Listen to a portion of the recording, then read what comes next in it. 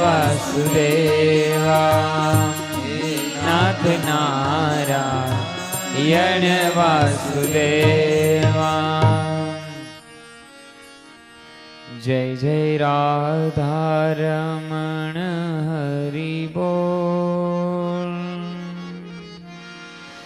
जय जय राधा रमण हरि बोल। जय जय राधा रमण हरि बोल।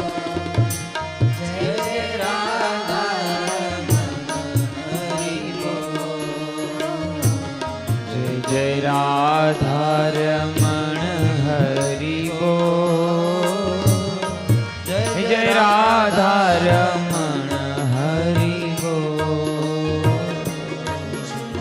राधा रमण हरि बोल।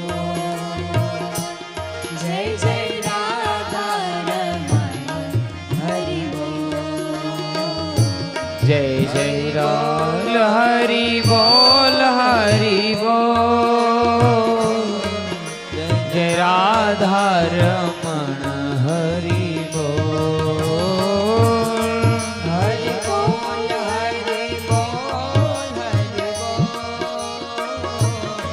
जय जय राधा रमण हरि बोल। हरि बोल हरि बोल। जय राधा रमण हरि बोल। हरि बोल हरि बोल हरि बोल। जय राधा रमण हरि बोल। जय राधा रमण हरि बोल। जय राधा रमण हरि बोल। जय राधा रमण हरि बोल। जय जय राधा रमण हरि बोल। जय जय राधा रमण हरि बोल। राधा रमण हरि बोल। जय राधा रमण हरि बोल। जय जय राधा रमण हरि बोल। हरि बोल हरि बोल। जय राधा रमण हरि बोल। हरि बोल हरि बोल हरि बोल। जय राधा रमण हरि बोल। हरि बोल हरि बोल हरि बोल। जय राधा रमण हरि बोल। हरि बोल हरि बोल हरि बोल। जय राधा रमण हरि बोल। जय राधा रमण हरि बोल। जय जय राधा रमण हरि बोल। राधा रमण हरि बोल। जय राधा रमण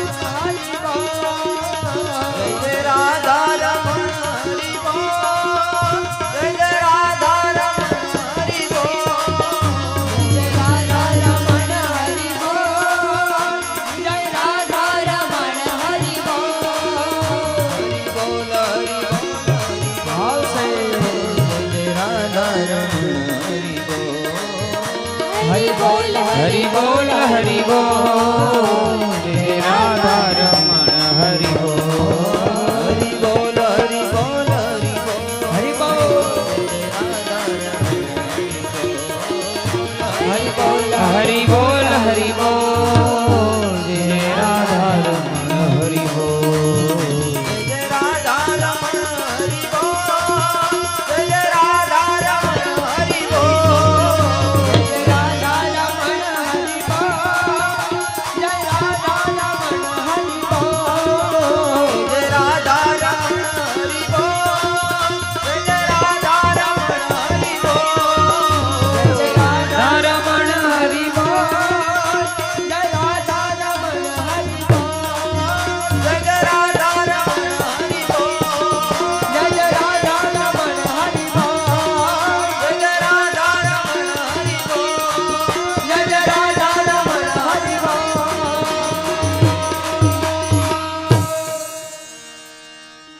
બોલે શ્રી ભાગવત ભગવાન કી છે। ઉપસ્થિત આપ સર્વ ભગવત અનુરાગી પરમ ભગવદીય શ્રોતાજનોની વ્યાસ ગાદીએથી મારા જય કરીને જય શ્રી કૃષ્ણ। आइए प्रभु श्री बालकृष्ण परमात्मा श्री हरिनारायण भगवानना गुणानुवाद रूपी आ भगवत कथाना वहता प्रवाहनी अंदर स्नान ने पान करी भगवानना वांगमय स्वरूप भगवानना श्री प्रभुना दिव्य देहरूपी शब्द देहरूपी आ भगवत कथाना प्रवाहनी अंदर આપણે બધા સાથે મળી સ્નાન અને પાન કરીએ। આમ તો ભગવાન ભાગવતમાં 11 ગીતો બતાવ્યા છે, એમાં પંચગીત ભગવાનના હૃદયમાં મુખ્ય સ્થાન ધરાવે છે। પંચગીતોમાં વેણુગીત, યુગલ ગીત, ગોપી ગીત, ભમ્મર ગીત અને ઉદ્ધવ ગીત આ 5 પંચ અંગ બતાવવામાં આવ્યા છે 10મા સ્કંદના।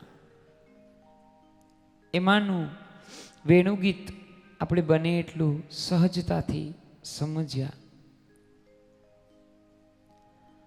હવે ભગવાન રાસ પંચ અધ્યાયી જેનું વિવરણ ગઈકાલે આપણે સાંજે કર્યું કે ભગવાન ગોપીઓને શ્રુતિ રૂપા ગોપી અને ઋષિ રૂપા ગોપી એવા 2 વિભાગ આપવામાં આવ્યા છે ભાગવતમાં।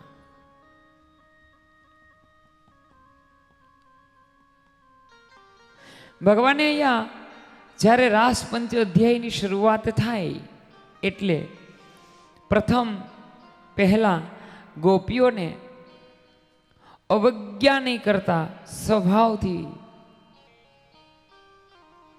ભગવાન એને સ્વાગતમ વિભુઃ ત્યાંથી શરૂઆત કરે છે। રાસ પંચઅધ્યાયમાં 2 પ્રકારે ભગવાનને એકે ગોપી અપરાધ પણ કરે છે એટલે ભગવાન ત્યાંથી ચાલ્યા જાય છે। હવે શ્રુતિ રૂપા એટલે કે વેદ રૂપી બૃહદ પુરાણના એક આખ્યાયિકા મુજબ શ્રુતિ ભગવાનની બાળ લીલામાં જોવા મળે, કારણ કે ભાગવતમાં માત્ર ગોપી એટલે કે સ્ત્રી છે જ નહીં, પણ એમને 2 વિભાગમાં વહેંચવામાં આવે છે, વિભાગ પાડવામાં આવે છે, એક શ્રુતિ રૂપા અને એક ઋષિ રૂપા। શ્રુતિ આને કે વેદ રૂપી ગોપી જે આધ્યાત્મિક જગતની અંદર જ્ઞાનને પ્રાપ્ત કરી શકે, અને એક ઋષિ રૂપા પદ્મ પુરાણ અને વરાહ પુરાણ, મહાકુર્મ પુરાણ આ 3 જગ્યાએ કુમારિકા ગોપીઓનું વર્ણન કરવામાં આવ્યું છે. ભગવાન હવે યમુનાના કિનારે વેણુનો નાદ કરે અને ગોપીઓને બોલાવી અહીંયા ભાવો હોય છે કૃષ્ણસ્ય અહમ. જ્યારે ભગવાનના ભક્તો વેણુનો નાદ સાંભળે છે ત્યારે નાદ બ્રહ્મ છે, એટલે એમના મનની અંદર અમે સૌ કૃષ્ણના દાસ છે એવો ભાવ હોય છે. પરંતુ જ્યારે પ્રભુની નિકટતા વધે ત્યારે દાસીઓ કૃષ્ણસ્ય અહમ બનવાની કોશિશ કરે, ભગવાનના આગમનને અવજ્ઞા કરે, એટલે પ્રભુ ત્યાંથી વિદાય લે અને ગોપીઓ ભગવાનના વિરહમાં પ્રભુને બોલાવવા માટે થઈ અને 19 શ્લોકમાં જે એક સાથે ગાય છે. ધ્યાન દેજો, ભાગવતના બધા જ ગીત છે એ એક વ્યક્તિ બોલે એક સાંભળે, એક બોલે એક સાંભળે, એવું વૃત્તાંત કર્યું છે. ભાગવતના 11 ગીતમાંથી 10 ગીત એવા છે, 5 મુખ્ય છે.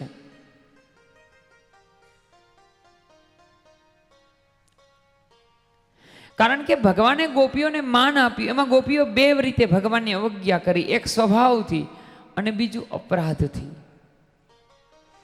હવે 5 ગીતમાં 4 ગીત છે એ બધી જ એક ગોપી કહે છે, એક સાંભળે, એક કહે અને એક સાંભળે. પરંતુ આ ગોપી ગીતમાં 19 શ્લોક છે એ બધા જ ગોપીઓ એક સાથે મળી અને ભગવાનને જે બોલાવે છે એને આપણા ભાગવતમાં ગોપી ગીત કહેવામાં આવે છે. હવે અધ્યાયમાં 19 ગોપી ગીતમાં કુલ 19 શ્લોક છે. એમાં શ્રુતિરૂપી ગોપીઓ જે વિવાહિત છે, 4 પ્રકારની ગોપીઓ બતાવવામાં આવી છે. એક સાત્વિક, રાજસ, તામસ અને સાત્વિક સાત્વિક, એટલા વિભાગ પાડવામાં આવ્યા છે. હવે 3 શ્રુતિરૂપા ગોપી, પછી ઋષિરૂપા ગોપીઓ. હવે અહીંયા કોઈ સંદેહ કરે કે ભાઈ અહીંયા વિવાહિત એવો શબ્દ આવે છે. જો વિવાહિત શબ્દનો અર્થ એવો થાય છે, ગોપી પરણેલી છે, આનો અર્થ એવો થાય છે કે આત્મા છે એ દેહને હરીને વરી ચૂક્યો હોય. કુલ ગોપી 19 પ્રકારના ગોપીઓ બતાવવામાં આવ્યા છે. એમાં 9 શ્લોકમાં 9 ના 3 જૂથ બતાવવામાં આવ્યા, એટલે 3 જૂથ થાય અને એક છેલ્લું અંતિમ ચરણ થાય. એવા કુહુક અને કિતવ એવા 2 વિભાગ ગોપી ગીતની અંદર પાડવામાં આવ્યા છે. જે ગોપીઓ એક સાથે મળી અને ભગવાનને બોલાવે છે. आइए इन गोपी गीत के कुछ श्लोक गाकर हम गोपी गीत को पूरा न्याय देकर अपनी कथा को आगे ले चलते हैं. જેને આવડે એ અમારી સાથે ગોપી ગીત ગાજો. જયતિ તેધિકમ જન્મના વ્રજ શ્રયત ઇન્દિરા સસ્વદત્રહી. જયતિ તેધિકમ જન્મના વ્રજ શ્રયત ઇન્દિરા સસ્વદત્રહી.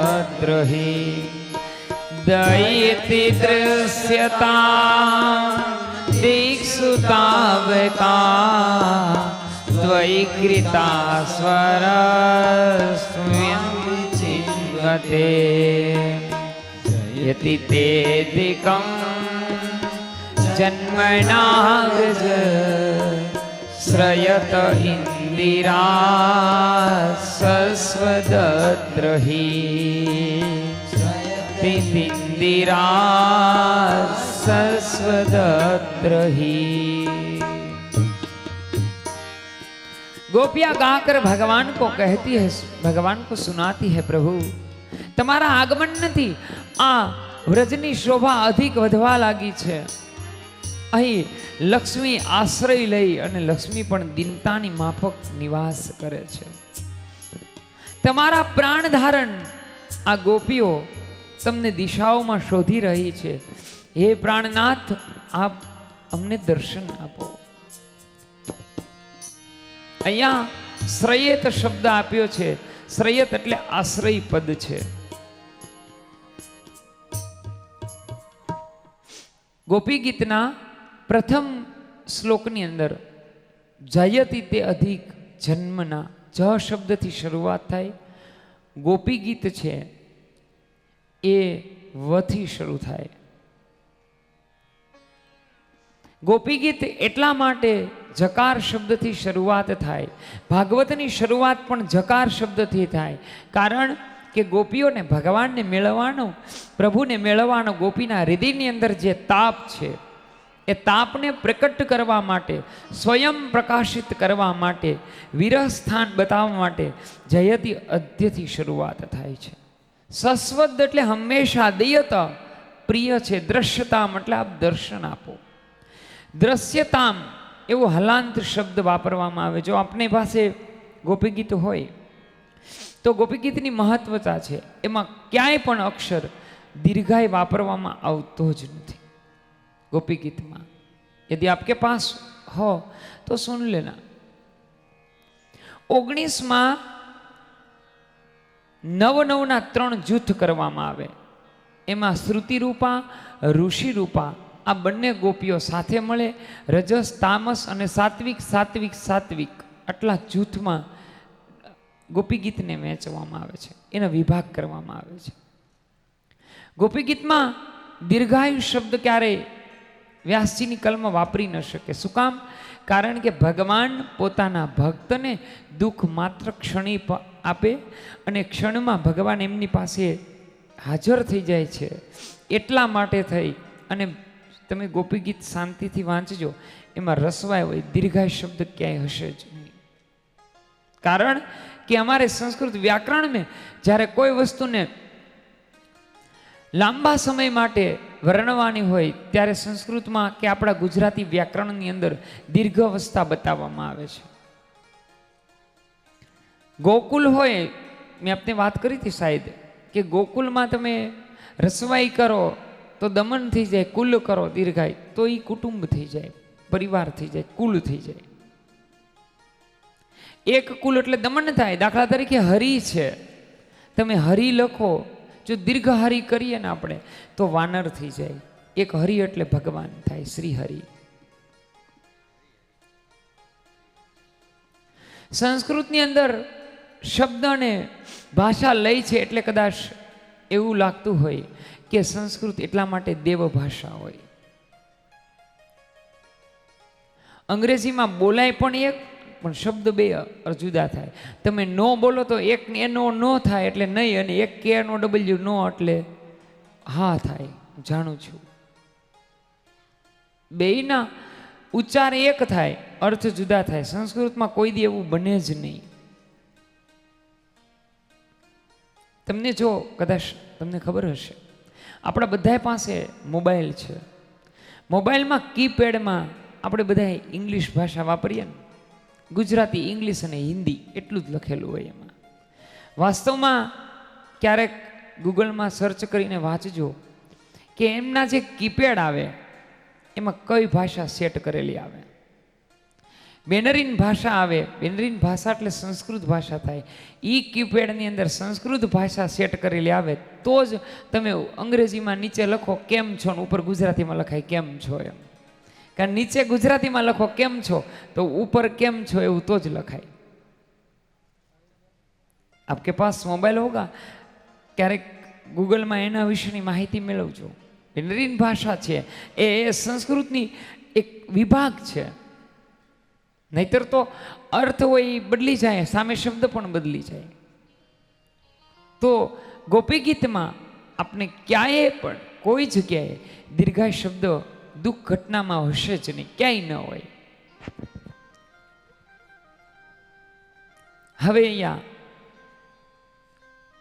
ગોપી કહે છે ભગવાનને, પ્રભુ અમાય તારું અહીંયા પ્રાગટ્ય થયું ત્યાંથી વ્રજની શોભા અધિક વધી ગઈ. એક બાજુ આપણે એમ કહીએ છીએ કે ભગવાને અવતાર ધારણ કર્યો, કોઈને ખબર ન પડવા દીધી. બે વસ્તુને કેમ સ્વીકારી શકી કયો? એક બાજુ તો આપણે એવું કહીએ છીએ લૌકિકમાં કે ભાઈ ભગવાન પ્રાગટ્ય થયા હતા, કોઈને ખબર જ ન પડી કે ઈશ્વર કોણ હતો. મહાભારતમાં તો એવું બતાવવામાં આવ્યું કે ધનંજય પાર્થને ભગવાને વિરાટ રૂપ કરીને બતાવ્યું કે ઈશતે ઈશ્વર, બસ હું જ ભગવાન છું. તો શું ત્યાં સુધી ગોપીઓને ખબર ન હોય? પણ એ ગોપી જાણતી ન હતી, જે અપરિણિત હતી એ જાણતી નહીં. પરણું અપરણું એટલે આપણી કોઈ લૌકિક વાત જ નથી, એ તો બધું વિવાહ છે એવી વાત નથી. જે જીવ આત્મા સાથે જેણે વિવાહ નથી કર્યા તે અપરિણિત છે. શરીર અને આત્મા આ બંનેને પિતા અને પુત્રનો સંબંધ આધ્યાત્મિક જગતમાં છે. તો એ ગોપીઓ ભગવાનને કહે છે કે અમે અધિક શબ્દ વાપરો, જન્મના તે અધિક. તમને ખબર હશે બધાને કે એ ગોપી ગીતમાં એવો શબ્દ વાપરવા, જયતી તે અધિકમ જન્મના. હવે ઘટના શરૂઆત થાય છે દુઃખથી, જકાર શબ્દથી શરૂઆત થાય, તો અધિક થોડું હોય દુઃખ કોઈ દી. પણ જ્યારે ગોપી ગીતની શરૂઆત, આવો રસભાઈ આવો બેસો, ગોપી ગીતની શરૂઆત જયતી થઈ એટલે દુઃખથી થઈ, પાછળ અધિક જન આવી ગયો. અધિક શબ્દ છે એ મંગલવાચક કહેવામાં આવે છે. એટલે તો પુષ્ટિ ભક્તની અંદર જાજુ બધું આપો એવું નથી બોલાતું. બોલે આપણે કોઈને એમ કહી શકીએ અમને લાડ બધું આપો, જાજુ બધું આપો? નહીં. આપણે વારંવાર શબ્દ છે અધિક આપજો. ઉત્સવો હોય એમાં આપણે ઠાકોરજીને સામગ્રી શું કહીએ કે ભાઈ અધિક સિદ્ધ કરીએ, ને ઝાઝા મોઢે જાય તો સારું, પણ ઝાઝી મોઢે જાય તો સારું. એમ અધિક શબ્દ છે ને એ સંસ્કૃતમાં મંગલવાચક બતાવે છે. જ્યારે કોઈ મંગલવાચક થવાનું હોય ત્યાં અધિક મૂકવામાં આવે છે. એટલે અહીંયા જયતી તે અધિકમ જન્મના વ્રજ એવો શબ્દ વાપર્યો. ભગવાન જન્મને સર્વોત્કર્ષ સ્વાભાવિક છે. ભગવાન અહીં પધાર્યા, લક્ષ્મી ચરણની દાસી થઈ. દિશાઓમાં, ચારે દિશાઓમાં ગોપીઓ ભગવાનને શોધે છે. હવે ભગવાનને ઉદ્દેશી, કારણ કે પેલી ચાર ગોપીઓ છે એ શ્રુતિ રૂપા ગોપી છે. શ્રુતિ યાની વેદ, વેદ જ ભગવાનને જાણી શકે. વેદથી ભગવાનને જાણી શકાય, બાકી તો પામી શકાય. જે જાણે વેદ યાની કે જ્ઞાન, ભગવાન કોનાથી જાણી શકાય? જ્ઞાનથી. ભક્તિથી તો ભગવાનને પામી શકાય, ભગવાનને વિવાહ પરણી શકાય. પણ પેલી ચાર ગોપીઓ છે એ શ્રુતિ ગોપી છે, પછી ઋષિ ગોપી આવે. જ્યાં સુધી શ્રુતિ ગોપી આવે ત્યાં સુધી ભગવાનના સ્વરૂપના વર્ણન કરશે. હવે ભગવાને શું અહીંયા કર્યું? આઈએ બીજા શ્લોકનું ગાન કરીએ. શરદ દાસએ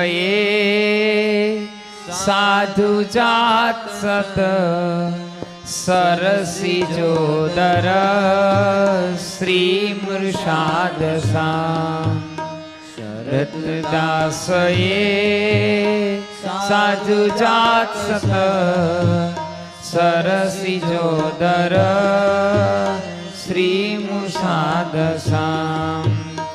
સુરતનાથ તે શુલ્કદાસિકા વરદ વિઘ્ન તો નેહ કમરધ. જયતિ તે દિકા જન્મના વ્રજ શ્રયત ઇન્દિરા શાશ્વત ત્રયી.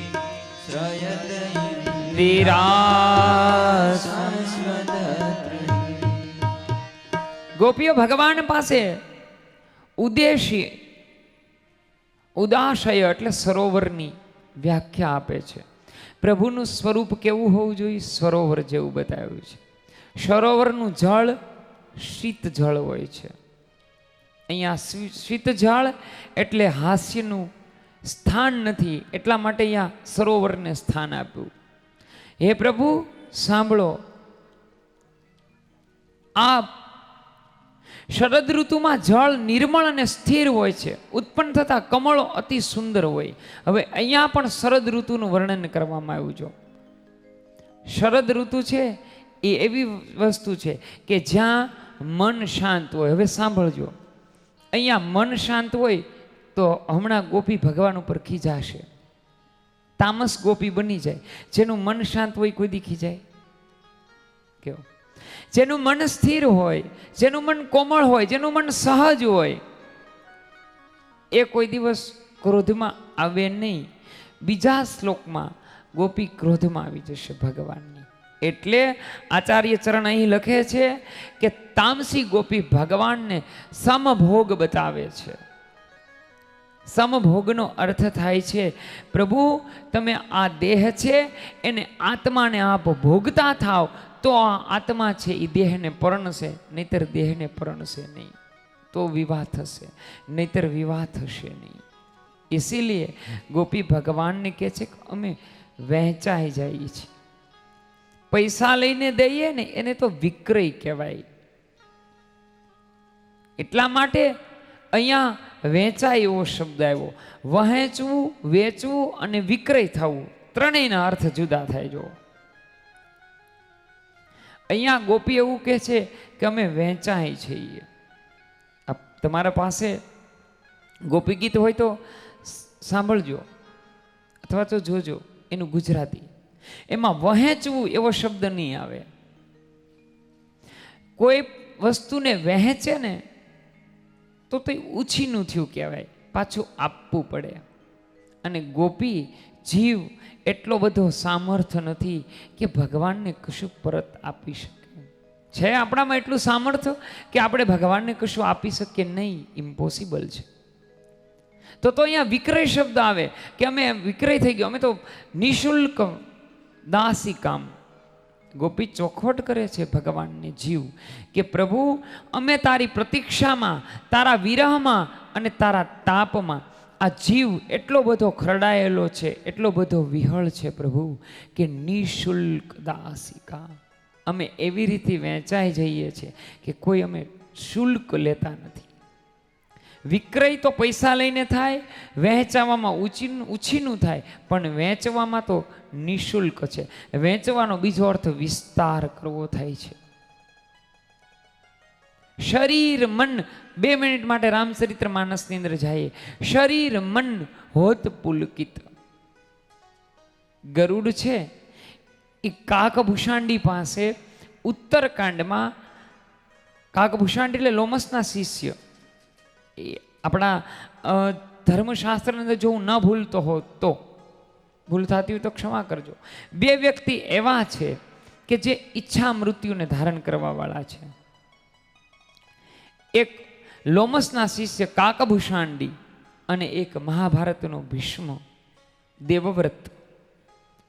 આ બંને પાત્રો એવા છે કે જે ઈચ્છા મૃત્યુને ધારણ કરે છે. જ્યાં સુધી ધારે નહીં ત્યાં સુધી મૃત્યુ નહીં. અને કાકભૂષાંડી ઉત્તરકાંડની અંદર ગરુડને સ્પષ્ટ ભાષામાં કહે કે જ્યારે જ્યારે ભગવાન રામ અવતાર ધરીને આવે છે ત્યારે હું અવધની દિવાલ ઉપર 5 વર્ષ સુધી બેસું છું, પ્રભુની લીલાને, ચરિત્રોને નિરખું છું, અને પછી હું ત્યાંથી ઉડી અને પાછો અનંત યુગો સુધી અહીં રામકથા કહું છું. પુલકિત હોત શરીરા, તમારામાં કે મારામાં પ્રભુનો પ્રવેશ થયો, આત્મા શરીરને પરણ્યો, ગોપી શરીરને સાથે સંબંધ બાંધ્યો. એ ખબર ક્યારે પડે? હોત શરીર મન પુલકિતા. ગરુડે જ્યારે રામકથા કહેવાની શરૂઆત કરીને એટલે કાકભૂષાંડીનું શરીર કંપવા લાગ્યું. કારણ કે એને રામ સમજાતા ન હતા, એટલે કાકભૂષાંડી પાસે ગયો. કાગ ભૂસાંડી છે, ગરુડને જોઈને નીચે ઉતરે. રામચરિત્ર માનસમાં રહીએ 2 મિનિટ માટે. અગસ્ત મુનિના આશ્રમની અંદર કૈલાસના ઉત્તમ શિખરેથી સતી ઉમિયાને લઈ પાર્વતી, સતી અને મહાદેવ અગસ્ત મુનિના આશ્રમમાં કૈલાસ પર્વતના ઉત્તમ શિખરેથી અગસ્તના આશ્રમમાં આવે છે. એનો અર્થ એવો છે કે ભગવાનને સમજવા માટે, હરિને પામવા માટે તમારે તમારા સર્વ અહમને, સર્વને ત્યજી અને નિર્મળ બનીને જો બેસશું ને તો જ હરિ મળશે. એ સિવાય પ્રભુ સમજાશે નહીં, એ પેલા પ્રભુ મળશે નહીં. એ જ વાત આપણા સુબોધીજીની અંદર મહાપ્રભુજી દીનતાની વાત કરે છે. હરિગુરુ વૈષ્ણવે દીનતા હોય તો જ પરમાત્માને સમજાય ઠાકોરજી, તો જ એ લીલાને સમજી શકે, નહીતર તો બધું ઉપરથી ચાલ્યું જાય. એટલા માટે હવે 3જા શ્લોકમાં ગોપીઓ ખુલાસો કરી નાખે છે કે સાંભળ, હવે ગોપી જે હતી, સાત્વિક જે જીવ હતો એ તામસ બન્યો. એનો અર્થ એવો થાય આધ્યાત્મિક જગતમાં કે માણસની પ્રતીક્ષાનો સમય પૂરો થઈ જાય. આપણે બધા શું કરી શકીએ? પ્રારબ્ધ ઉપર આધાર રાખી શકીએ કે ભાગ્યમાં હશે ને તો આજે નહીં તો કાલે મળશે. 2 વસ્તુ કરી શકીએ. બીજું, ઉદ્યમ મહેનત કરી શકીએ. ત્રીજી વસ્તુ આવે ને ત્યાં આપણે કાર્ય કરી ન શકીએ, અને એ છે પ્રતીક્ષા. રાહ કોઈ દી જોઈ શકીએ આપણે? નહીં, ક્યારેય નહીં. એ તો માત્ર ગાઈ શકી કે ધીરજ રાખવી જોઈએ, ધીરજ રાખવી. કોઈ વ્યક્તિથી ધીરજ ન રહે સાહેબ, ક્યારે પણ ન રહે. એટલે હવે ગોપી આત્મા પતિ છે, ગોપી પરણેલી છે, એનો અર્થ એવો ક્યાંય માનવાનું જ નહીં સાહેબ. અને ક્યારેય પણ ગોપીને સ્ત્રીના રૂપમાં માનસમાં કથા હાલતી હોય ત્યારે લેવાના પણ નહીં. જે ગોપીઓ અમારા આત્મા પતિ છે, એટલે આપણા રાસ પંચધ્યાયમાં કહેવામાં આવે કે ભગવાન વેણુ વગાડે ત્યારે ગોપીઓ બાળકોને સૂતા મૂકીને વહી જાય. વિચાર કરો, શું કે જ્યારે વેણુ વાગે, ભગવાન યમુના નદીના કિનારે, ભાગવતમાં ક્યાંય સ્ત્રી ને પુરુષની વાત આવે જ નહીં સાહેબ, કોઈ જગ્યાએ ન હોય, એવું કે વાત જ નથી આવતી. કારણ કે એ સ્થાન છે કે જ્યાં પુરુષ પુરુષ મીટ જાય, સ્ત્રી સ્ત્રી મીટ જાય, બસ ત્યાં બધું જ મટી જાય. ત્યાં સુધી જો જઈએ ને તો જ ભાગવત સમજાય, નહીતર ક્યાંય સમજાય જ નહીં. નહીતર તો એક પાત્ર બની જાય, એક કાવ્ય બની જાય ભાગવત. ગોપી અમારા આત્મા એ અમારા પતિ છે, અને પતિનો ધર્મ છે શરણાગતનું રક્ષણ કરવું. પતિ ધર્મ છે લૌકિકમાં કે પોતાના ધર્મ પત્નીનું રક્ષણ કરવું, એ પતિનો સ્વધર્મ છે. તો આ શરીરને આત્મા વરી જાય છે, એટલે આત્મા એનો પતિ છે, એટલે આત્મા એ રક્ષા કરે છે. અને હવે ગોપીથી ધીરજ ન રહે, એટલે ગોપી ભગવાનને 3જા શ્લોકની અંદર ખુલાસો કરે છે.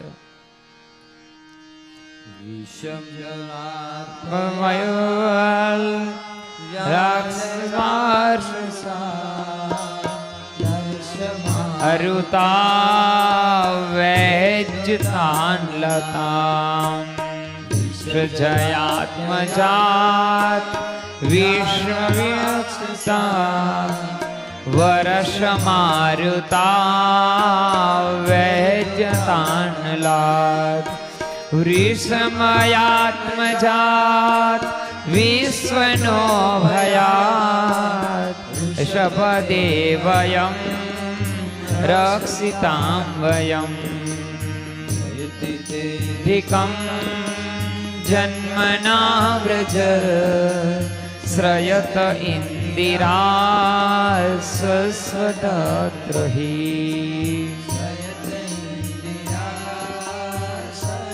દત્રહી. ભગવાન તે અમારી કેટલી જગ્યાએ રક્ષા કરી. મેં આપને એક ક્ષણ પહેલા કીધું કે તે અમારી રાક્ષસથી, ઝેરી જળ પીવાથી, સાપ કરડવાથી, રાક્ષસોથી, વરસાદથી, વીજળીથી, અગ્નિથી, વ્યોમાસુરથી, અનેક ભયોથી હે વૃષભ, તે વારંવાર અમારું રક્ષણ કર્યું છે. ऋषभ का अर्थ होता है श्रेष्ठ, અને શ્રેષ્ઠ કોણ હોય? નાયક હોય. નાયક હોય શ્રેષ્ઠ હોય એટલે તો એ વચમાં હોય, એટલે તો કેન્દ્રમાં કૃષ્ણ છે.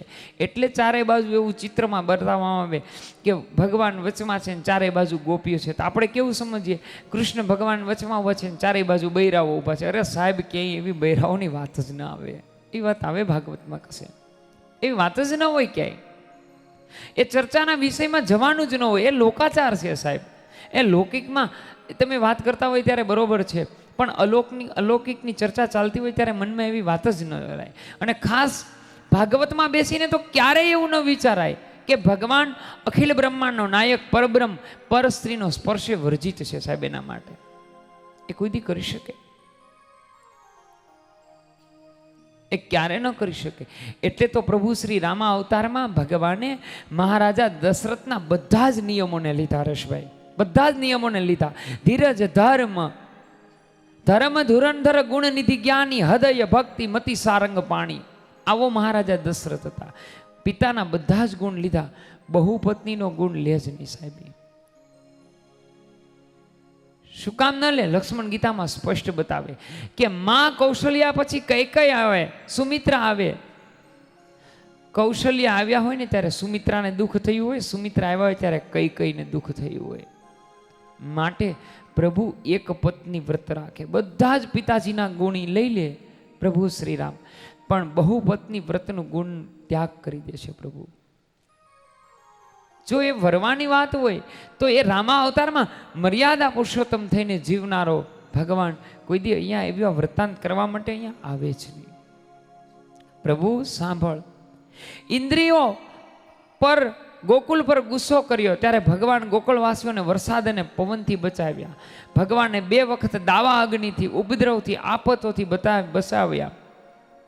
અમારું કોઈ પણ પ્રકારનું દુઃખ જો તું સહન કરી ન શકતો હો. ગોપીનું કહેવાનો ભાવાર્થ એવો છે ભગવાનની. જીવ ભગવાન પાસે પ્રાર્થના કરે છે. જીવ જ્યારે એકાંતમાં ભગવાનની પાસે બેસી જાય છે ત્યારે એ અને ભગવાન 2 હોય છે. મહાપ્રભુજી શું કહે છે કે ક્યારેય એકલું રહેવું નહીં, 2માં રહેવું. એનો અર્થ એવો છે કે એકાંતમાં બેસી અને જીવ ગોપી બને છે. મારા કે તમારા આપણા બધાના હૃદયમાં એક ગોપી હોય છે. ગુરુ કૃપા થાય ને તો ગોપી પ્રગટે, નહીતર કોઈ દી ગોપી પ્રગટે નહીં સાહેબ. ક્યારેય જાગી જ ન શકે, સૂતી રહે. એટલે મારો સ્વામી વિવેકાનંદ કહે છે ઉઠ જાગ અને ધ્યેય સુધી મંડ્યો રહે. કે પથારીમાં સુવાની વાત થતી જ નથી ત્યાં. એ તો ઉચ્ચ કોટીનો સંન્યાસી છે સાહેબ. એ સંન્યાસીને વિદેશની અંદર લઈ જવામાં આવે, કતલખાનાની અંદર, અને બધા જ કારખાનાની અંદર બતાવવામાં આવે કે અહીંયા આમાં પશુને નાખવામાં આવે, આમ કરવામાં આવે, અહીંયા કરવામાં આવે, અહીંયા અલગ કરવામાં આવે. આવું સ્વામી વિવેકાનંદને બતાવવામાં આવે. અને છેલ્લે મારા દેશનો બંગાળનો નરેશ સ્વામી વિવેકાનંદ, રામકૃષ્ણ પરમહંસ જેના ગુરુ હોય, એમના ગુરુ તોતાપુરી હોય. રામકૃષ્ણ પરમહંસના ગુરુ તોતાપુરી છે. એ સ્વામી વિવેકાનંદ કેસરી વસ્ત્રો અને પગમાં શૂઝ પહેર્યા હોય અને છેલ્લો પ્રશ્ન પૂછે કે તો એવી કોઈ અહીંયા સુવિધા છે કે હવે આ પશુને પાછું પશુ બનાવવું હોય તો? એવી ટેકનોલોજી ક્યાંય છે જ નહીં. ત્યારે ધોળિયા એન્જિનિયરને આ દેશનો સ્વામી વિવેકાનંદ એટલું કહે કે આ ટેકનોલોજી જોવી ને તો આવી મારા ભારત દેશમાં. અહીંયા મૃત થયેલી વ્યક્તિને આ દેશનો મહાપુરુષ હાથ ફેરવીને ઊભો કરી દે સાહેબ. ઈ દેશનો ભગવાન કોઈ દિવસ આ મહાન ગ્રંથમાં સ્ત્રી અને પુરુષની વાત જ ન હોય. જ્યાં ઉચ્ચ કોટીનું આધ્યાત્મિક જ્ઞાન ચાલતું હોય, જ્યાં એક એવો મહાપુરુષ છે, જો તમે આ વાત ભાગવતમાં ન તમને જોવા મળે, પણ તમે નારદ પુરાણ વાંચજો. માતા સુનૈના એટલે કે મહારાજા જનકના ધર્મપત્ની, આ મા સુનૈના એક વખત એને વિચાર આવે કે નારદ અને સુખદેવમાંથી બંનેમાંથી ઉચ્ચ કોટીનો સાધક કોણ હોઈ શકે? ધ્યાન દેજો વાત ઉપર. આ બંનેમાંથી કોણ એવો મહાપુરુષ છે જે ઉત્તમ સાધક છે, બંનેને બોલાવી સૂર્યના વચમાં બેસે ને એટલે નારદ ઊભા થઈને વહી જાય. જેને વસ્ત્રોને પણ પરિધાન નથી કર્યા, દિશા જેના વસ્ત્રો છે, શ્વેતાંબર છે, જેને અનેક સૂર્ય ઉગે એવો તેજસ્વી સુખદેવજી એકદમ શાંત સ્થિરે બેઠા રહે છે. શું કામ? કારણ કે એમને ખબર જ નથી કે માં બાજુમાં છે સ્ત્રી છે કે પુરુષ છે, જેને કોઈ ભેદ જ નથી સાહેબ. એટલે તો આપણો ભાગવત એનો પુરાવો આપે કે વ્યાસજી નીકળે, ભૌપુત્ર તિષ્ઠન તિષ્ઠતી એવો શબ્દ કરતા નીકળે તો સ્નાન કરતા અપ્સરાઓ હોય એ વસ્ત્ર ધારણ કરી લે, અને સુખદેવજીને જોઈને વસ્ત્ર ધારણ ન કરે. ત્યાંથી વ્યાસને સંદેહ ઉત્પન્ન થાય કે આવું કેમ બને. સર્વમય વ્યાપી બ્રહ્મ જવાબ આપે વ્યાસને. વ્યાસ એટલે પારાશરના પુત્ર હોય વ્યાસ, ભગવાનનો અવતાર કહેવામાં આવે છે. એને સર્વ પ્રકૃતિમય જવાબ આપે છે કે વ્યાસજી તમને ખબર છે કે આ સ્ત્રી છે ને આ મારો પુત્ર છે. સુખદેવજીને કાંઈ ખબર જ નથી કોણ સ્ત્રી છે ને કોણ પુરુષ છે, કોણ પિતા છે ને કોણ માં છે. ક્યોંકિ જન્મતા સાથે મહામંત્ર લીધો છે. એ માણસ કોઈ દી ભાગવતમાં સ્ત્રી કે પુરુષની વાત કરી જ શકે નહીં. એ તો ઉચ્ચ કોટીનો સાધક છે. ગોપી કહે છે કે અમે તમને વરી ગયા છીએ, આપના શરણે આવ્યા છીએ. જીવ જ્યારે ભગવાનને શરણે આવે ત્યારે ભગવાનને જીવ વરી જાય છે. એટલે મીરા કહે ચુંદડી ઓઢું તો રંગ ચોહે ને રંગબેરંગી હોય. અરે ઓઢું કાળા કામળા કે જો મને દાગ લગે ને દૂજો કોઈ, એવા વરને વરીનું શું કરું જે આજ જીવે ને કાલ મરી જાય. વરુ મારા શામળા ને મારો અખંડ ચુડલો રહી જાય. इसीलिए तो मीरा ने हरि से विवाह किया, इसीलिए तो मीरा ने हरि को पा लिया. એટલા માટે માં મીરાને લેવા માટે સ્વયં ભગવાનને આવવું પડે સાહેબ. ગુસાઈજી, માં મીરા, એકનાથ, આ કોઈની ખબર જ નથી. એના મૃત્યુની કોઈ પાસે માહિતી જ નથી. કેવી રીતે મૃત્યુ થયું બતાવો. ક્યાંક તમે વાંચ્યું કે બાબા એકનાથ મૃત્યુનું કોઈને રહસ્ય ખબર નથી, માં મીરાના મૃત્યુનું કોઈને ખબર નથી, ગુસાઈજીના જીવન ચરિત્ર અંત લીલાના કોઈને ખબર જ નથી સાહેબ. કોની પાસે છે એની માહિતી? કોઈ પાસે છે જ નહીં. આ બધા મહાપુરુષો છે સાહેબ. આ તો માત્ર લીલાઓની સ્થાપનાને આગળ હલાવવા માટે થઈ સ્વયં ઈશ્વર અહીં આવે છે, પ્રભુ આવે છે, અભિગમ રૂપે પ્રભુ આવે છે. ऐसी लागी लगन मेरा हो गई मगन, ऐसी लागी लगन मेरा हो गई मगन. वो तो गली गली हरि गुण गाने लगी, महलों में बली बन के जोगन चली, महलों में बली बन के जोगन चली. मेरा रानी दीवानी कहने लगी, ऐसी लागी लगन मेरा हो गई मगन, ऐसी लागी लगन मेरा हो गई मगन.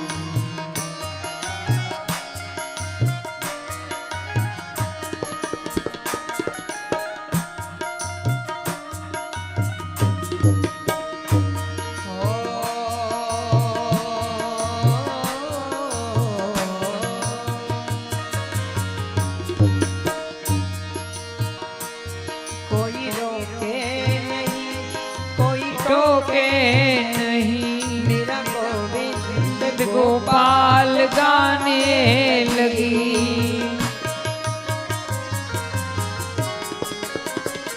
बैठ संतों के संग रंगी मोहन के संग, मेरा प्रेमी प्रीतम को मनाने लगी. वो तो गली गली गली गली गुण गाने लगी.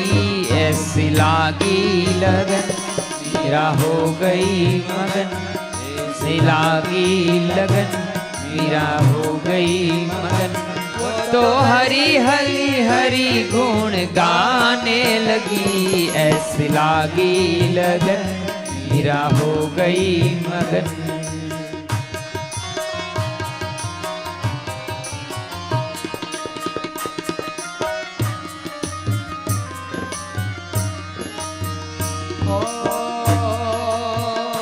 राणा ने विष दिया मानो अमृत पिया मेरा सागर में सरिता समाने लगी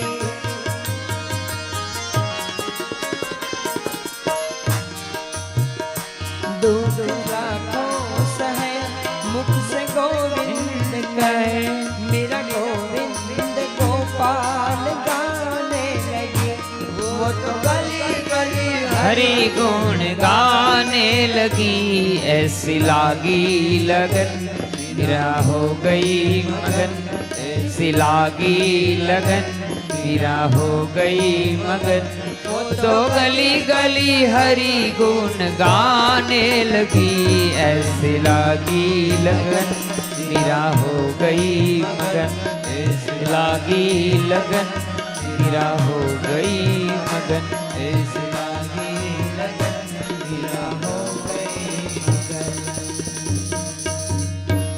यद्यपि चौथे श्लोक में गोपी गा रही है भगवान न खलु गोपिका नंदनम। आइए इन चौथे श्लोक का गान करते हुए भगवान ने गोपियों कहे छे કે તું એવું ન માનીએ કે તું માત્ર અમારા માટે છે ભક્ત મહાપુરુષ પ્રભુના દાસનું હૃદય કેવું હોવું જોઈએ વિશાળ હોવું જોઈએ સાહેબ સંકુચિત મન હોવું જ ન જોઈએ મન કેવું હોવું જોઈએ વિશાળ હોવું જોઈએ કારણ કે મન હી માનવન મુક્તિકારકમ મહા કપિલ ગીતા એવી બતાવે છે કે માણસનું મુક્તિનું કારણ શું છે મન છે આપણે શું કહીએ કે છેલ્લે બધું છોડી દેવું કઈ વસ્તુ છૂટે છે આપણાથી બતાવો મને કોણ અહીંયા ઊભું થઈને મને એવું સાબિત કરીને બતાવી દે કે મારાથી કાંઈ બધું છૂટી ગયું મારા હવે કાંઈ નથી જતું એ તો ખાલી કહી શકીએ છેક સુધી મનથી કોઈ વસ્તુ ક્યારે પણ નેવર ક્યારે છૂટી જ ન શકે બોલો માત્ર આપણે વાત કરી શકીએ કે છૂટી જાય કાંઈ ન છૂટે સાહેબ ઉપવાસ કરીએ ને તો મનને ન જીતી શકીએ આપણે અહીંયા મોટી ઉંમરની માતાઓ બેઠા જેમ જેમ ઉંમર વધતી જાય ને એમ એમને બાનું મળતું જાય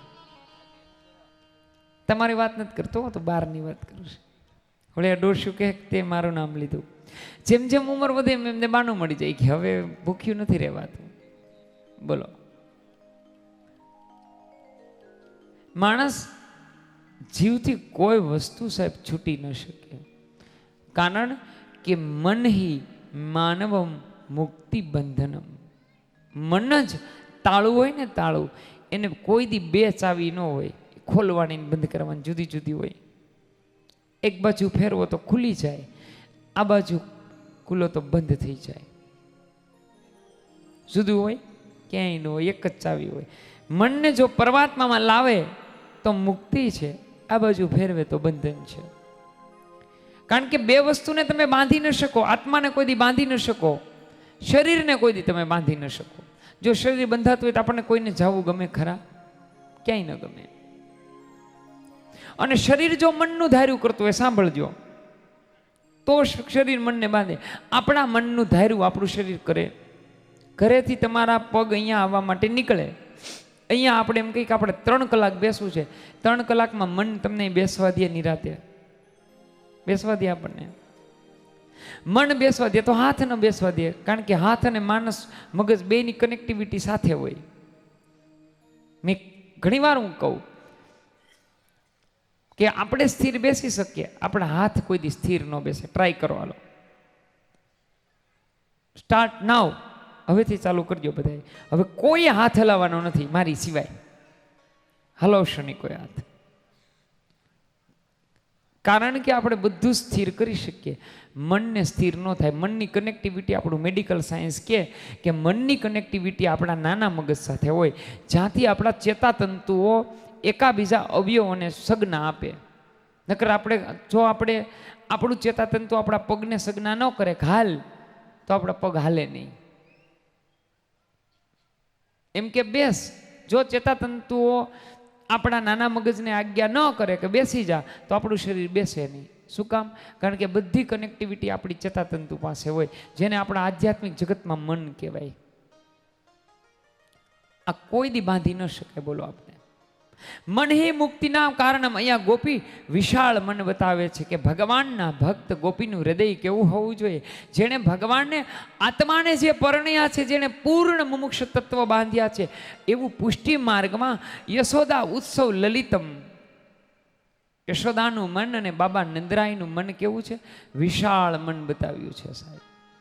અને વિશાળ મન હતું ને તો જ મને તમને ઠાકોરજી મળે. એટલા જ માટે નંદ આત્મજ ઉતપના જાત આલ્હાદો મહાત્મના. ભાગવતના 10મા સ્કંદની અંદર લાલાના જ્યારે જાત આલ્હાદ સંસ્કાર કરવામાં આવે ત્યારે નંદ બાવાના પરિચય આપવામાં આવે છે કે નંદ બાવાનું મન કેવું છે? જાત આલ્હાદો મહાત્મના. નંદ તો વિશાળ મનવાળા છે. અહીં ગોપી ગીતની અંદર યશોદાના મનની વર્ણન કરવામાં આવ્યું. કારણ કે યશોદાનું મન કેવું છે? વિશાળ છે. અને વિશાળ મન છે ને એટલે જ 11 વર્ષ પછી ઠાકોરજીને ફરી મથુરામાં જવાની છૂટ મળે છે, નહીતર છૂટ ન મળે. ઇન્દ્રિયો દમન થઈ જાય તો જ વિષયજન્ય નગરીમાં જઈ અને વિષયનો રાજા કંસ હોય એનો વધ થાય, નહીતર કોઈ દી થાય નહીં. ઇસીલિए हमारी गोपी भगवान ने गाई છે નખલુ ગોપિકા નંદનો ભવાન અખિલ દેહિનામ મંતરાદકમ.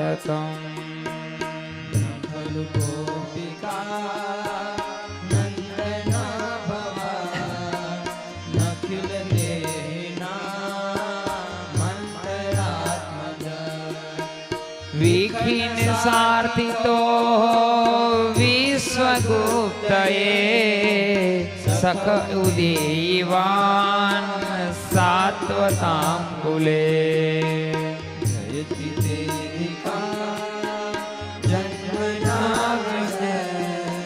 શ્રયત ઇન્દિરા સસ્વદ્રહી સસ્વદ્રહી. અહીંયા ગોપિકા નંદનમ યશોદાનો પુત્ર બતાવ્યો. જેવો શબ્દ એવો વાપરવામાં આવે ગૌપિકા નંદનમ. ગોપિકા નંદનમ જો કરીએ તો ગોપીનો નંદ સરળ એવું ગુજરાતી થાય ને. કેવું થાય? તમારી પાસે જો હોય તો ચોથા શ્લોકમાં એવું લખ્યું કે ન ખલુ ગોપિકા નંદનો. બે શબ્દને જુદા કરવામાં આવ્યા. તમે માત્ર ને માત્ર નથી યશોદાના પુત્ર, આ સર્વ પ્રાણીના અંતરમાં રહેલા આત્મદ્રષ્ટા છો પ્રભુ. અને અહીંયા એક શબ્દ વાપરાવે વિખિન્ન સારથી. તો વિખિન્ન સારથી કો કા અર્થ થાય છે બ્રહ્માની પ્રાર્થના. ભગવાને બ્રહ્માને વાછરડા હરી જાય બ્રહ્મા 1 વર્ષ માટે, અને 1 વર્ષ માટે બ્રહ્મા ભગવાન પોતામાંથી સ્વયં આત્મદ્રષ્ટમાં બની જાય, પોતાનામાંથી જ વાછરડા અને બાળકોને ગોવાળોને બનાવે, અને ત્યારે બ્રહ્મા ભગવાનની સ્તુતિ કરે.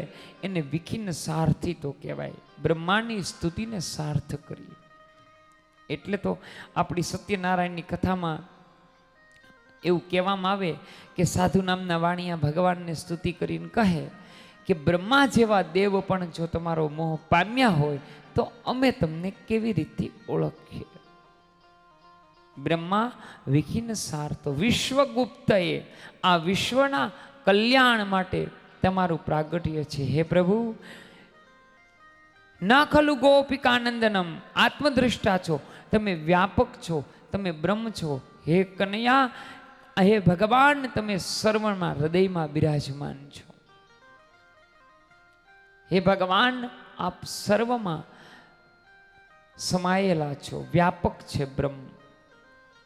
સંકુચિત મનવાળો માણસ કોઈ દિવસ ગોપી બની ન શકે.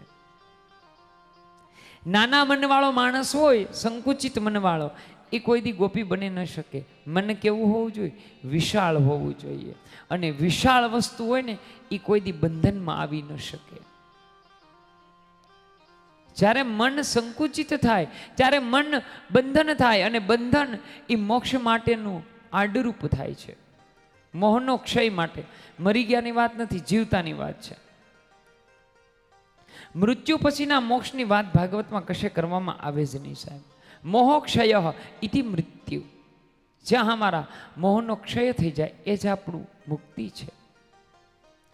હવે ગોપીઓ ભગવાનને કહે છે કે બધું સાચું છે, તારા વિયોગની અંદર અમારો દેહ પ્રાણ આપી દેવો હોય, પણ એક વસ્તુ એવી છે હે ભગવાન કે તારા વિયોગમાં નથી તો અમને જીવવા દેતી કે નથી અમને મરવા દેતી. ગોપી ગીતના આમ તો 19 શ્લોક છે, પણ જૂથ વાઇઝ શ્લોકમાં આપણે જઈએ તો 9મા શ્લોકની અંદર ગોપી ભગવાનને પ્રભુને પ્રાર્થના કરે છે કે સંસારના સુખ દુઃખથી દાઝેલો કંટાળેલો જીવ અમારે મરવું હોય, પણ એક વસ્તુ એવી છે કે મરવા પણ નથી દેતી ને એક વસ્તુ એવી છે કે જીવવા પણ નથી દેતી. સાહેબ, એટલે મેં સવારમાં તમને કીધું હતું કે કૃષ્ણ કથા એવી છે કે જે મિલન અને ઝંખનાને બેને એક સાથે પ્રગટ કરી શકે છે. જે વસ્તુ તમારી પાસે પ્રાપ્ય છે, જે તમારી પાસે છે એ છૂટી ન જાય, એનો સતત ભય ઝંખના છે. હરિગુરુ વૈષ્ણવે, ભગવાનના ભક્તોએ અને સાધકોને હંમેશા એક વાતની ઝંખના હોવી જોઈએ કે મારી હૃદયમાં પ્રગટ થયેલું અપ્રગટ્ય વસ્તુ મારામાં જે પ્રગટ થઈ છે એ કંઈ અપ્રગટ ન થાય, કે ચાલી ન જાય, એની સતત ઝંખના હોવી જોઈએ. સતત એનો વિરહ હોવો જોઈએ. વિરહ હંમેશા દૂરની વ્યક્તિનો હોય, પાસેની વ્યક્તિનો કોઈ દી વિરહ હોય જ નહીં. છતાં સુબોધિજીમાં શ્રી મહાપ્રભુજી નજીક રહેલી વ્યક્તિની ઝંખના બતાવે છે. વિરહમાં તો વેદના હોય. સાંભળજો, વિરહમાં શું હોય? વેદના હોય. અહીંયા વેદના ન હોય, અહીંયા ઝંખના હોય. વેદના અને ઝંખનામાં ફેર એટલો છે, વેદના ત્યારે થાય કે વ્યક્તિ દૂર થાય ત્યારે વેદના થાય. ઝંખના તો નજીક હોય ને તો પણ ઝંખના રહે, તો પણ સતત એને ઝંખના રહે. એટલે ગોપીઓ, આઈએ 9મો શ્લોકનું ગાન કરીએ. તવ કથામૃતમ તૃપ્ત જીવનમ કવિભીરીડિતમ કલ્પસામહમ અનમૃતમ તૃપ્તમંગન કવિભીરીડિતમ કલ્પસાપહમ મંગલા શ્રીમદાતત ભુવિ ગૃણીત તે ભૂરિદા જન જયતિ તે દિકમ જન્મના વ્રજ શ્રયત ઇન્દિરા સસ્વદત્રહી ઇન્દિરા સસ્વદત્રહી આપતઃ આતત વ્યાપ્ત છે, વ્યાકુળ છે.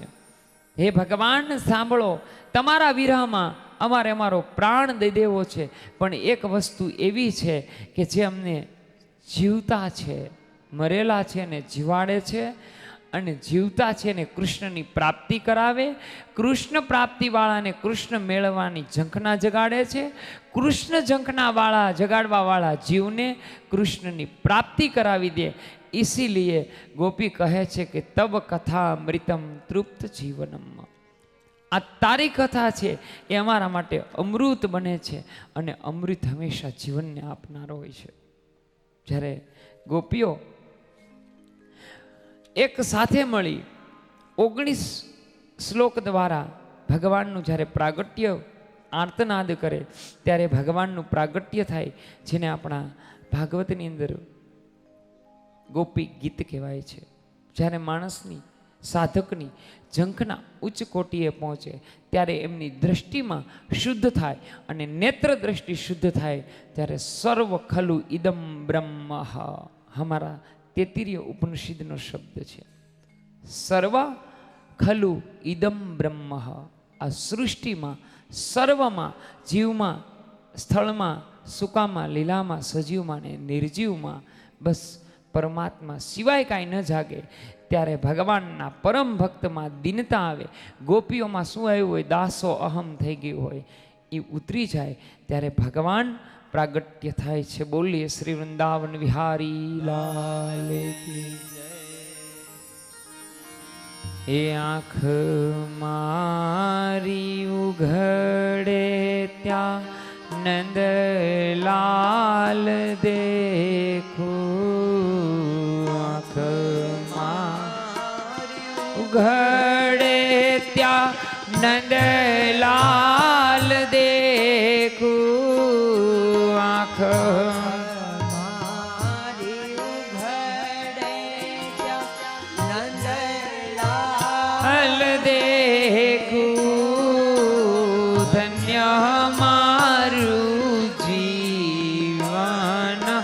કૃપાએ લેખું.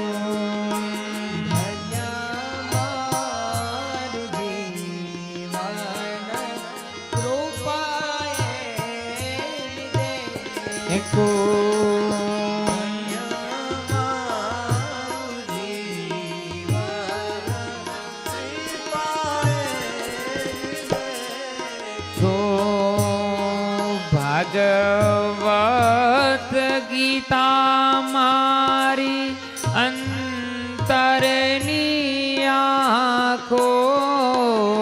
ભગવત ગીતા મારી અંતરની આંખો.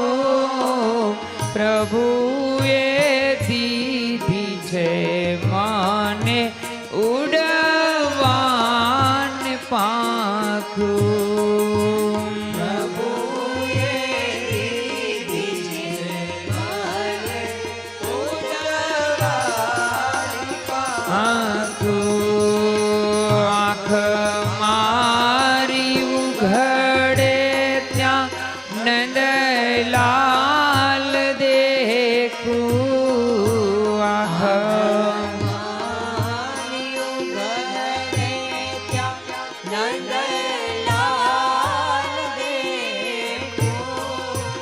ધન્ય મારું જીવન કૃપાએ નિલેખું.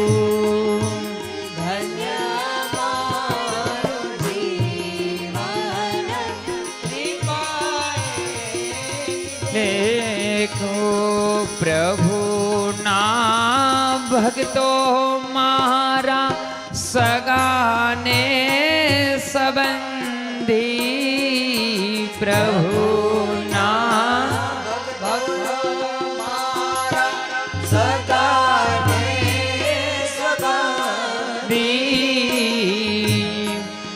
હે પ્રભુના ભક્તો મારા સગાને સંબંધી.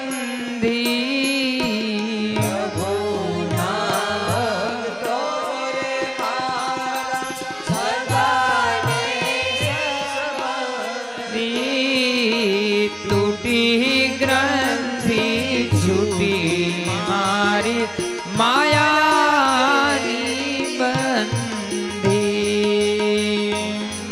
ગ્રંથિ છૂટી મારી માયાની બંધી. બાલકૃષ્ણ બાલકૃષ્ણ રચના ઉચારે. બાલકૃષ્ણ બાલકૃષ્ણ રચના ઉચારે. બાલકૃષ્ણ બાલકૃષ્ણ રટન ઉચારે.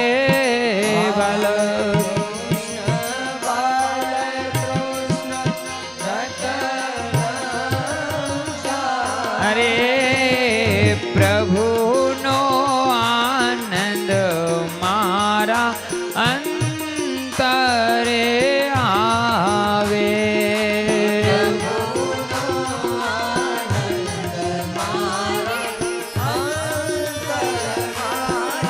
હવે આંખ મારી ઉઘાડે ત્યાં નંદલાલ દેખું આંખ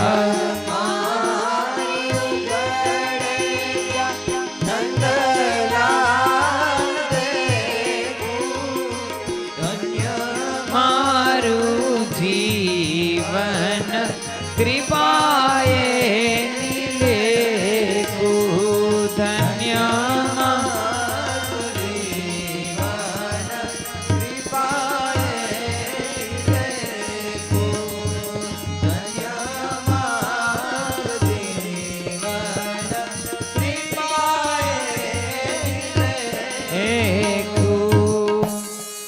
बाबूजी युगल गीत उसको भी पूरा न्याय देते हुए आगे चलते हवे यहाँ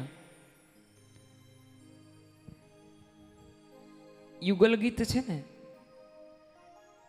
भागवतनी अंदर એવું વૃત્તાંત કરે છે કે ગોપી કામ કરતી કરતી હરિસ્મરણ કરે છે.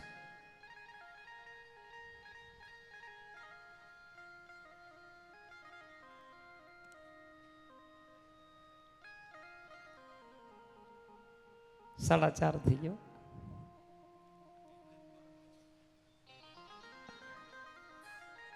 પોણા 5. આહા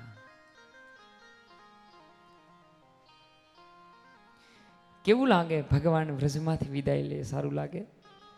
કેવું?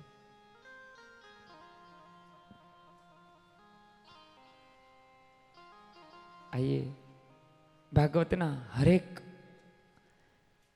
વૃત્તાંતને પૂરો ન્યાય દેવો જોઈએ. ગોપીઓ ઘરકામ કરી હરિસ્મરણ કરતા કરતા જે ઉચ્ચારે છે એને આપણા ભાગવતમાં યુગલ ગીત કહેવામાં આવે છે.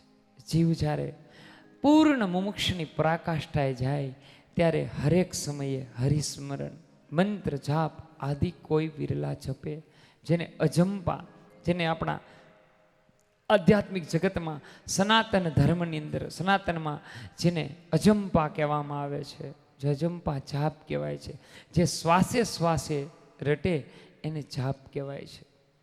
જ્યાં ઉચ્ચ કોટીનો એક સાધકની પ્રાપ્તિ થાય. અહીં હવે નારદ અને કંસનો મિલન થાય છે. ભગવાન યોગીઓ કે શિરોમણી નારદ કંસ પાસે જઈ અને કંસને કહે છે કે કંસ હવે સાંભળ, સમય વ્યતીત થયો છે, તને એવું નથી લાગતું કે હવે તારે વધ કરવો જોઈએ? બાબા કરવું શું? વધ કરવાની તૈયારી તો 11 વર્ષથી ચાલે છે, પણ પૂર્ણ થવું જોઈએ ને. 11 વર્ષ સુધી ભગવાન મથુરામાં આવશે જ નહીં. કર્મીય જ્ઞાન અને મન બંધાય નહીં ત્યાં સુધી હરિ કોઈ દે આવશે જ નહીં. ત્યાં સુધી વિષયજન્ય નગરી રહેશે આપણી. અને વિષયજન્ય નગરીનો રાજા કંસ, ભગવાન આવે તો બી કંસ છે. જો આધ્યાત્મિક જગતમાં જઈએ કે ભગવાન આવે છે તો પણ સામો કંસ છે. કંસ ભગવાનને આવતો જોવે છે, જોવે ને ત્યાં સુધી ડરે ને ન હોય, પણ જેવો નજીક આવે ને ત્યારે કંસ કાંપવા લાગે છે. જ્યારે મારા કે તમારા આપણા બધાના જીવનમાં પ્રભુ પ્રગટ્ય થાય ને ત્યારે જ વિષય છે એ શાંત થાય, નહીતર કોઈ દી વિષય શાંત ન થાય. એને કરી જ ન શકીએ, કારણ કે વિષયના આધ્યાત્મિક જગતમાં ગુરુમુખી હશે એ શબ્દને અહીંયા વિસ્તાર ન કરાય, શબ્દને પણ સમજી જશે. કારણ કે માનવ જાતનું ઉદ્ગમ સ્થાન વિષય છે સાહેબ. ઉદ્ગમ સ્થાન હોય ને, ઉદ્બીજ હોય ને, એને તમે કોઈ દી ફેરવી ન શકો. દંતાલીના સ્વામી સચ્ચિદાનંદના શબ્દો છે કે તમે પ્રકૃતિ કેવી રીતના ફેરવી શકો? ઉદ્ગમ સ્થાન છે, ઉદ્ગમ સ્થાનને તમે કોઈ દી ફેરવી જ ન શકો. એટલે તો ભગવાન કાળિયા નાગને મારતો નથી સાહેબ, નાથે છે. પણ મને ને તમને આપણને બધાને ખોટું એવું ભરાઈ દેવામાં આવે કે બસ એમને એમનો નાશ કરી દો, એમનો નાશ કરી દો. સાહેબ જે વસ્તુ મૂળ હોય ને એનો નાશ ન થાય. બાયોજાયમ પદ્ધતિ આવી છે અત્યારે આપણે અહીંયા, કે ગુવારનો છોડ ઉગે પછી એક બાજુ ગુવારનો છોડમાં ગુવારે આવે અને ગુવારનો છોડમાં ભીંડો હોતો ના આવે. આ વિજ્ઞાનનું સંશોધન છે. પણ તમે એના મૂળના ડીએનએ ટેસ્ટ કરો તો એમાં એ ગુવારનો જ છોડ હોય. ડીએનએ કોઈ દી ફરી જ ન શકે. મૂળ ગુણધર્મ છે એને તમે કોઈ દી ફેરવી ન શકો, એને માત્ર ને માત્ર શાંત કરી શકો. એટલા માટે ધ્યાન છે, એટલા માટે સમાધિ છે, એટલા માટે ધારણા છે, એટલા માટે યમ નિયમ પ્રત્યારોહણ અને ધારણા એટલા માટે છે કે તમે તમારા મનને વિષયમાંથી શાંત કરી શકો. વિષયને કોઈ દી મારી કોઈ માણસ ન શકે હરેશભાઈ, એ ઇમ્પોસિબલ વાત છે. પણ એ તો આપણને એકડાનું જેવું શીખવાડી દીધું છે કે બસ એને માર નાખો, બસ એને મારો, બસ એને મારો. તમે એમને ન મારી શકો ગમે તેમ કરો તોય, તમે એને નાથી શકો. સ્વયં ભગવાન મને તમને સૂચના આપવા માટે ભાગવતની અંદર કાળિયા દમનની કથા મૂકવામાં આવે છે કે તમે એને નાથી શકો. સ્વયં ભગવાન બધાનો વધ કરી શકે. અરિષ્ટ નેમિનો વધ કરી શકે, બકાસુરનો વધ કરે, અઘાસુરનો વધ કરે, વ્યોમાસુરનો વધ કરે, શક્તાસુરનો વધ કરે, બધાનો વધ કરે. કાળિયા નાગને એકને જ નાથી લે કે વધ ન બની શકે. કારણ કે ઉદ્ગમને તમે કોઈ દી બેસાડી શકો જ નહીં.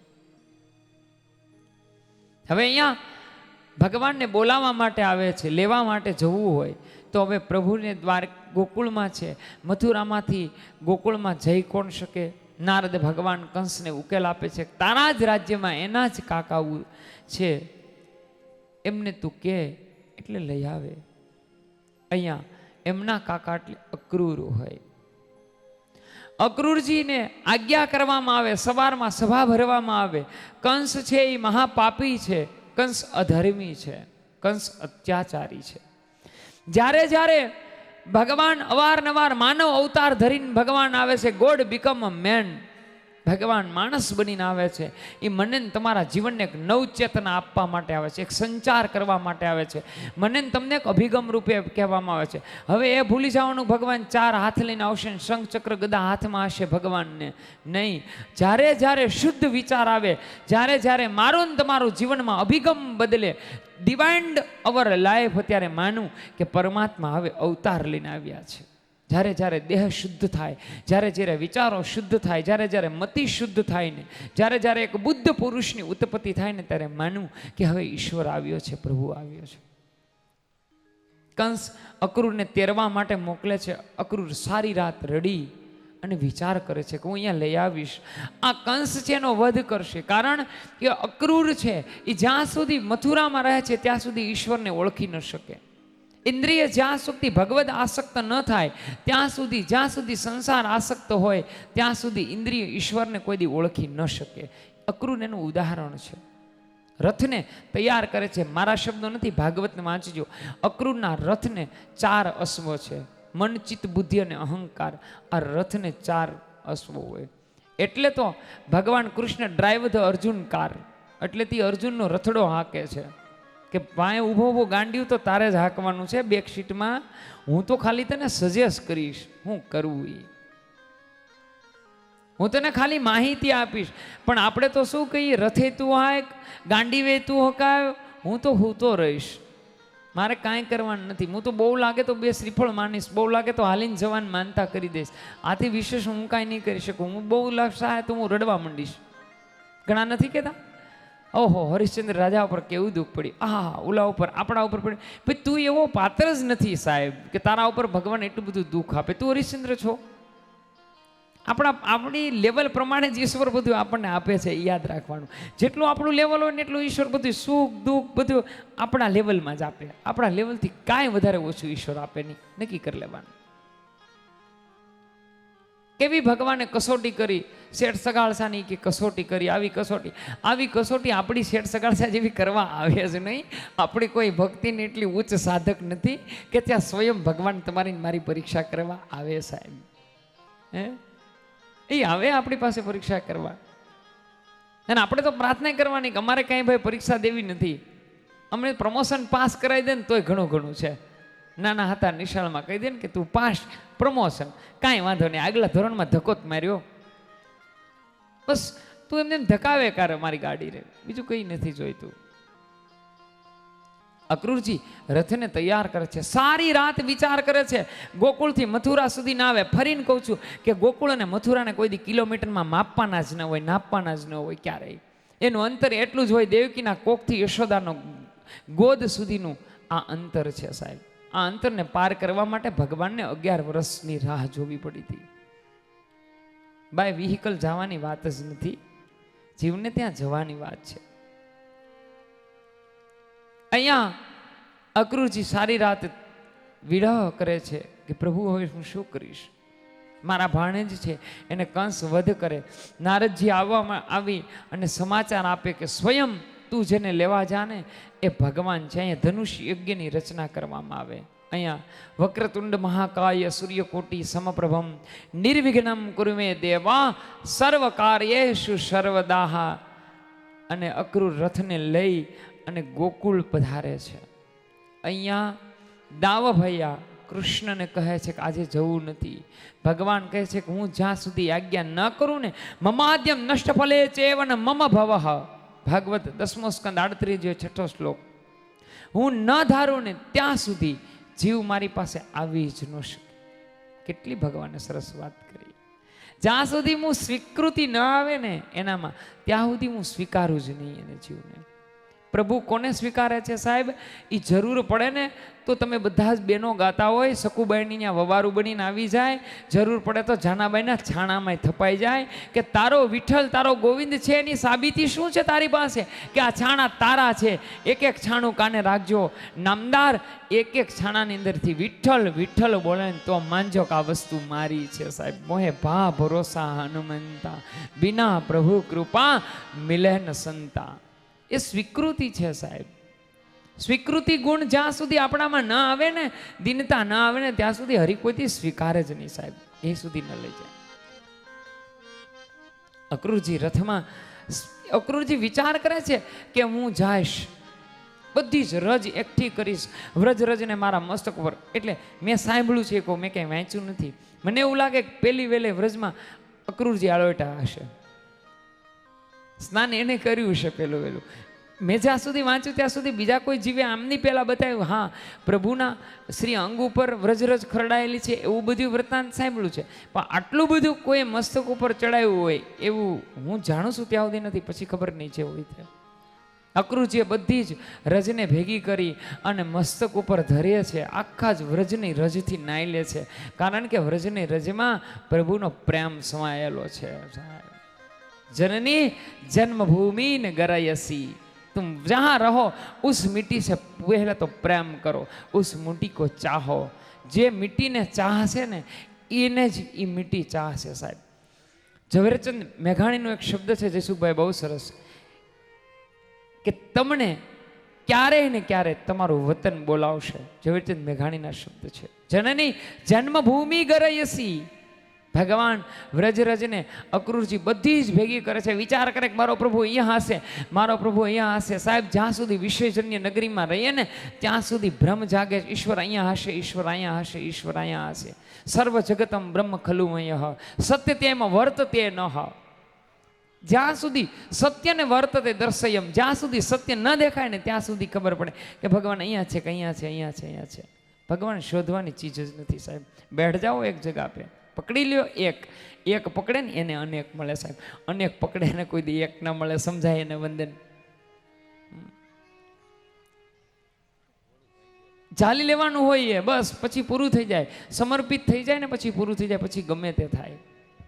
એક તો મને જરાય ન ગમે, બેનું વાતું કરતા હોય અમે આ ધર્મમાં ગયા પછી અમારે બહુ સારું છે. અરે તમારી મહેનત વધી છે ભાઈ, એમાં બીજું કંઈ સારું નથી. આ કંઈ થોડું ચેન્જિંગ કરવાની વસ્તુ છે.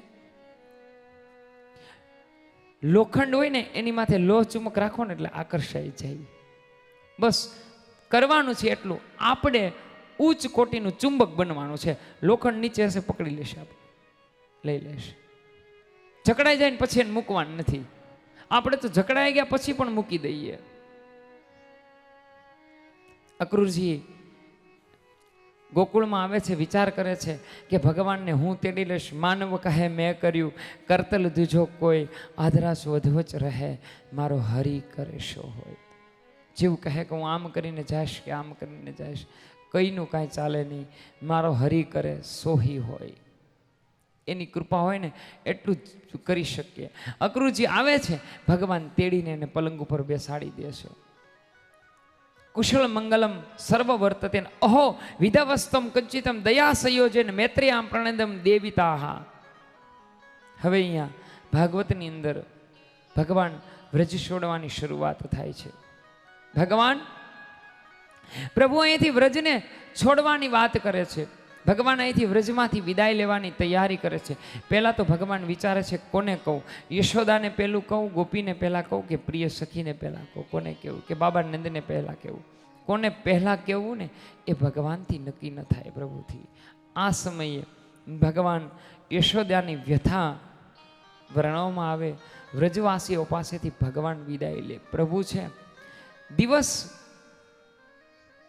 ભોજનનો ત્યાગ કરે ઈશ્વર. જોજો આપણો ઠાકોરજી રડિયો હોય ને એવું બહુ ભાગવતમાં ઓછી જગ્યાએ બતાવવામાં આવ્યું છે. ભગવાન 3 જગ્યાએ રડે છે. પહેલી વખત યશોદાથી વિયોગ થાય ત્યારે, બીજી વખત ઉદ્ધવને વ્રજની યાદ આવે ભગવાનને ત્યારે ઉદ્ધવ પાસે, અને ત્રીજું સુદામદેવ પાસે. 3 વ્યક્તિ પાસે ભગવાન રુરોધા પ્રભુ રડે છે. અહીંયા યશોદાને થી દૂર થઈ ભગવાન યશોદાને ગોદમાં જે ભગવાન નિત્ય સૂવે છે, પ્રભુ એનો ત્યાગ કરવા માટે પહેલાં તો પ્રિય સખી એટલે ભાગવતમાં નામ નથી, પણ માફ કરજો, હું આપને માત્ર સમજાવવા કહું છું કે ભગવાન રાધાજીને વેણું ધરે છે, વધાવે છે. એટલા માટે રાધાજીએ જીવન પર્યંત ક્યારેય પણ એ વેણુને નીચે નહોતી મૂકી. શું કામ? કે જે પ્રભુ મુખ ઉપર અધર ધરે છે ને એને ક્યારેય હું મૂકીશ નહીં. વ્રજમાંથી ભગવાન વિદાય લેવે છે. આ સમયે યશોદા ભગવાનને જવા નથી દેતા. યશોદા પાસે ભગવાન પરસો આવીશ આવું બોલે છે. અંતિમ શબ્દમાં યશોદા ભગવાનને કહે છે કે કનૈયા સાંભળ, મેં જે તને દામડાથી બાંધવામાં આવ્યો, તારા ઉપર પ્રહાર કરવામાં આવ્યા, મેં જે કાંઈ વાત કરવામાં આવીને એ માત્ર ને માત્ર મારો પ્રેમ હતો દેવકીને, તું કહીશ નહીં. ભગવાન પ્રભુ બાબા નંદરાયને મળી રથમાં બેસી અને હરી હવે કાયમ માટે જે ભગવાનને વ્રજ સાથે પ્રીતિ છે, જે ભગવાનને વ્રજ સાથે ભાવના છે, એ વ્રજને કાયમ માટે છોડી રથમાં આરૂઢ થઈ યશોદા મૂર્છિત થાય. ગોપીઓ ભગવાનને જવા નથી દેતી. પ્રભુ સાંત્વન આપે એ જ ગોપીઓ જે જવા નથી દેતી ને એ જ ભગવાનના વિરહમાં દ્વારકા સુધી આવે છે. ને ગોપી તળાવ આપણે કહીએ છીએ, જ્યાં ભગવાનના વિરહમાં એમને દેહ નશ્વર પૂર્ણ કર્યો. એટલે આપણે ચરણામૃત લઈએ છીએ. આપણું પૃથ્વી તત્વ હરિગુરુ વૈષ્ણવ હશે એમને ખબર હોય મારા કરતાં પણ વધારે કે પ્રભુને સમર્પિત તુલસી દલ રહીએ છીએ, આપણો વાયુ તત્વ શુદ્ધ થાય. આપણે ચરણામૃત લઈએ છીએ, આપણું પૃથ્વી તત્વ શુદ્ધ થાય. જલ તત્વ ઝારીજીનું જલનું આચમન કરીએ છીએ કે આપણો જલ તત્વ થાય. વાયુ તત્વ શુદ્ધ થાય એટલા માટે પ્રાણાયામ હોય. તો ચરણામૃત બની જીવનને અર્પિત કરે છે. ભગવાન વ્રજને છોડી અને પ્રભુ મથુરામાં આવે. મથુરામાં ભગવાન મથુરાની બહાર આસન કરે છે. પ્રથમ નગર ચર્ચામાં ધોબીનો ઉદ્ધાર, ત્યાર પછી કંસની ધનુષ્યશાળાનો વધ કરે ભગવાન, અને પછી કુબજા ઉપર ભગવાન દયા કરે. કુબજા એટલે બુદ્ધિ થાય, અને કુબજાનો બીજો આધ્યાત્મિક અર્થ મંથરા છે. ભગવાન કુબજા ભગવાન કંસને નિત્ય કંસને ચંદન કરવા જાય. ભગવાન સામા મળે. એક કુબજા એટલે બુદ્ધિ થાય, જ્યાં સ્વયં હરિ પ્રગટી જાય, જ્યાં સ્વયં ભગવાન પ્રગટી જાય ને કુબજા છે, બુદ્ધિ છે. હરિ જ્યારે ભગવાન આપણા દેહમાં પ્રવેશ કરે ને ત્યારે બુદ્ધિ છે એ ટેડી મેડી કોઈ દી રહે જ નહીં. બુદ્ધિ તર્કવાળી ન રહે, બુદ્ધિ સાત્વિક બને. બુદ્ધિ કંસને ચંદન કરવા જતી હતી. ચંદન હંમેશા ભાલમાં થાય છે. ભાલમાં અજ્ઞાત ચક્ર છે. કુબજાને સીધી કરે છે. કંસ કુબજાને આવતી જોવે છે. કંસને ખબર પડી જાય કે હવે નક્કી મારો કાળ આવે છે. બીજા દિવસે ભગવાન ધનુષ્ય ભંગ યંગ માટે થઈ અને ધનુષ્ય શાળાની અંદર પધારે છે. કૃષ્ણને દાવ બંને પ્રવેશ કરે છે ત્યારે કુલિયાપીડ નામનો હાથી રાખવામાં આવ્યો હોય. ભગવાન કુલ્યાપીડ નામના હાથીનો વધ કરી વૃષણામ પરદેવતા, વૃષણીઓના યાદવ સભામાં હાજર હતા. ભગવાન એ સમયે કંસ ભગવાનને આવતા જોવે છે. જે ગોપી ભગવાનમાં પ્રિયતમ જોવે છે, જે યશોદા ભગવાનમાં પુત્ર જોવે છે, એ જ ગોપી, એ જ કંસ ભગવાન એ જ છે. જોવાની દ્રષ્ટિ જુદી છે. કંસ એમાં પોતાનો કાળ જોવે છે. આ સમયે ભગવાન આવે છે. મલ યુદ્ધ થાય છે. તોષ પ્રતોષ આદિ મલ છે એ નૃણામ નરવરમ મહ, મનુષ્યના સામાન્ય મનુષ્ય જેવો સભાસદો તરીકે કંસ સભામાં ઉપસ્થિત છે.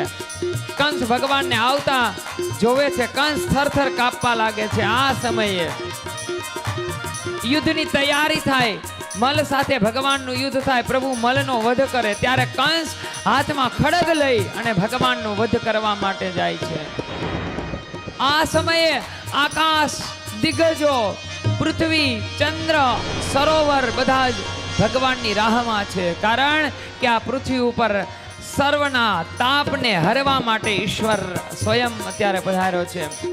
ભગવાને એક સાથે રૌદ્ર રૂપ ભૂત શૃંગાર હાસ્ય દયા ભયાનક વિભીષ શાંત સમ પ્રેવિતારણમ, ભગવાન એક સાથે બધા જ અવતારો બતાવી દીધા. બધા જ રૂપોને ધારણ કર્યા ભગવાને.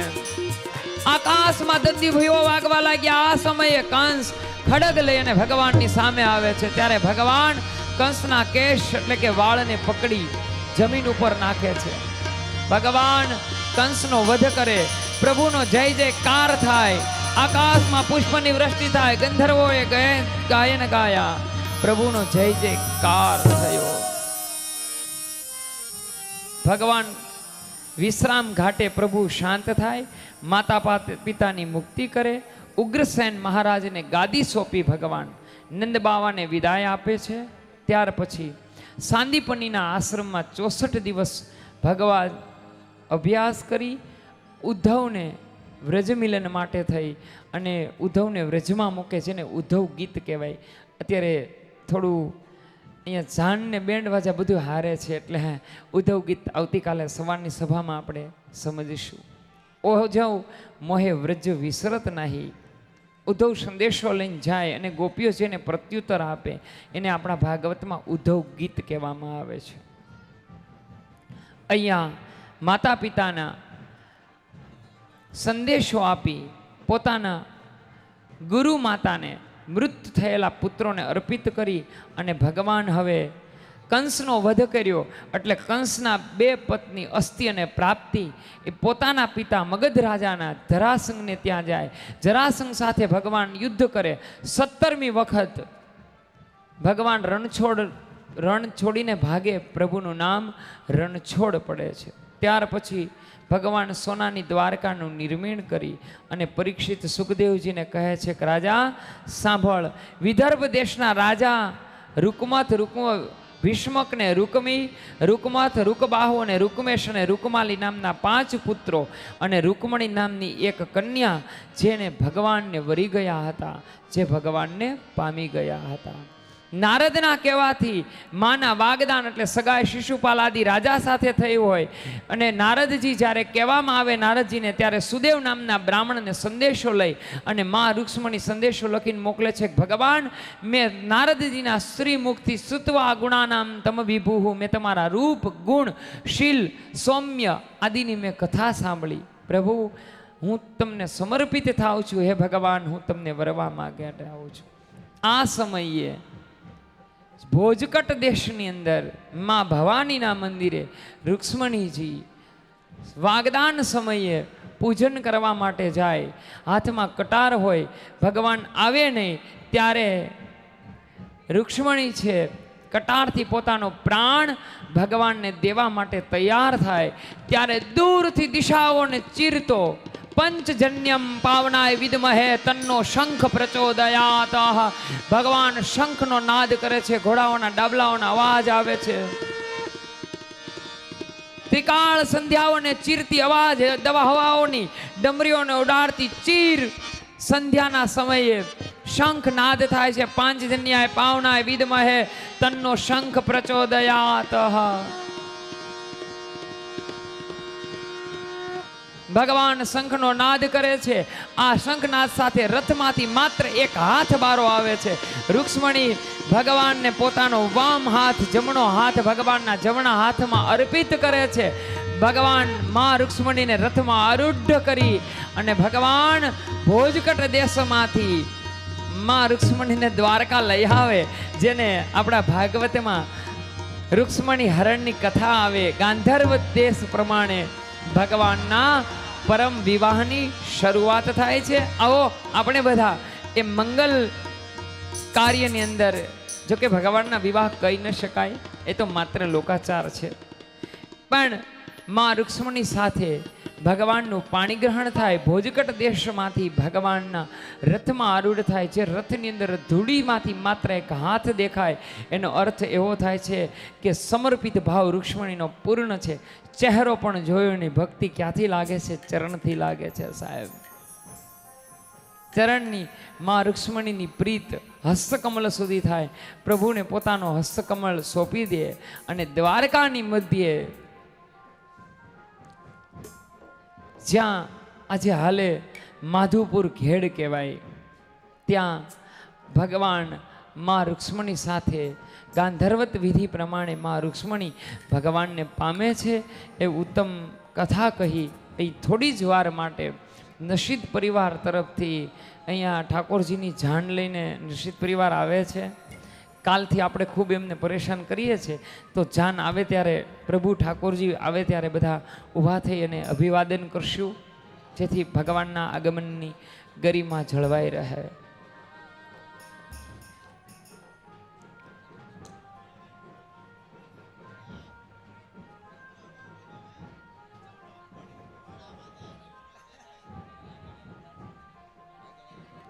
થોડી વાર માટે તમે હરિસ્મરણ કરજો, કારણ કે માયકને બેન્ડ વાજાને બેન ભળશે નહીં એટલે.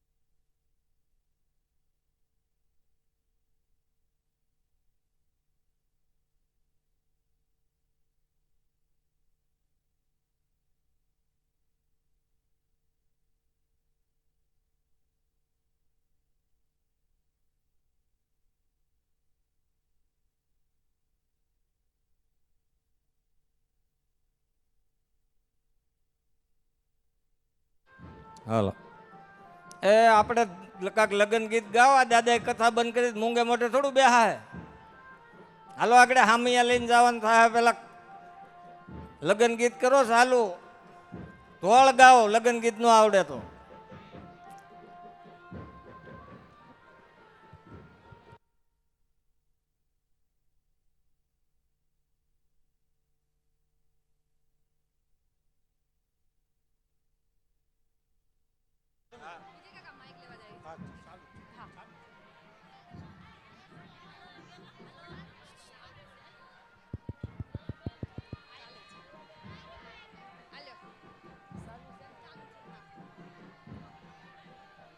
સાથિયા પુરાવો દ્વારે દીવડા પ્રગટાવો રાજ.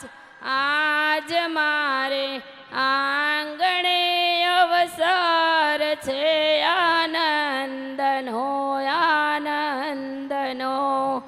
સાથિયા પુરાવો દ્વારે દીવડા પ્રગટાવો રાજ આજ મારે આંગણે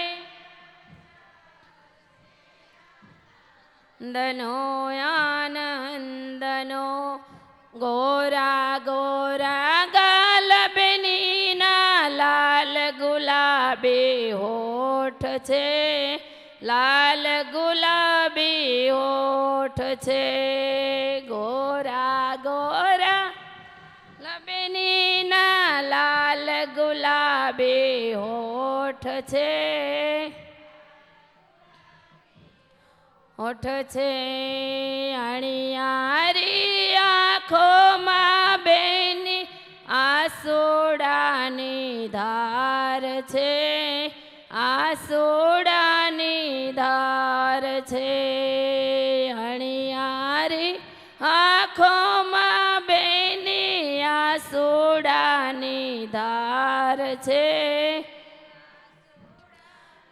ધાર છે દાદા માતા છોડો રાજ સાસુ સસરા ચંપો રાજ આજ મારે આંગણે અવસર છે આનંદનો આનંદનો સાથિયા પોરાવો દ્વારે દીવડા પ્રગટાવો રાજ આજ મારે આંગણે અવસર છે આનંદનો આનંદનો ગોરા ગોરા ગાલ બેનીના લાલ ગુલાબી હોઠ છે લાલ ગુલાબી હોઠ છે અણિયારી આંખોમાં બેની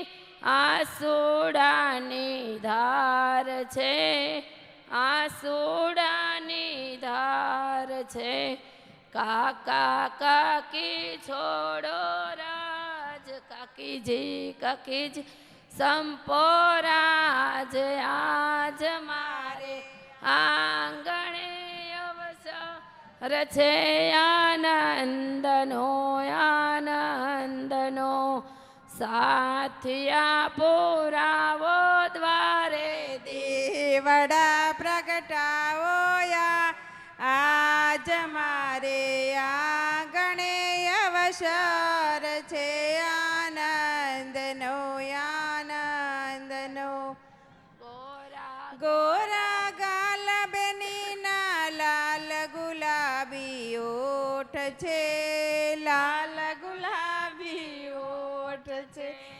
અણિયાળી આંખોમાં બેની આસુડાની ધાર છે આસુડાની ધાર છે મામા મી સાવડો રાજ મામાજી મામીજી છોપોરા આજ મારે આંગણે અવસર છે આનંદનો આનંદનો ત્યાં પુરાવો દ્વારે દીવડા પ્રગટાવો યાજ મારે આંગણે અવસર છે આનંદનો આનંદનો ગોરા ગોરા ગાલ બેનીના લાલ ગુલાબી હોઠ છે લાલ ગુલાબી હોઠ છે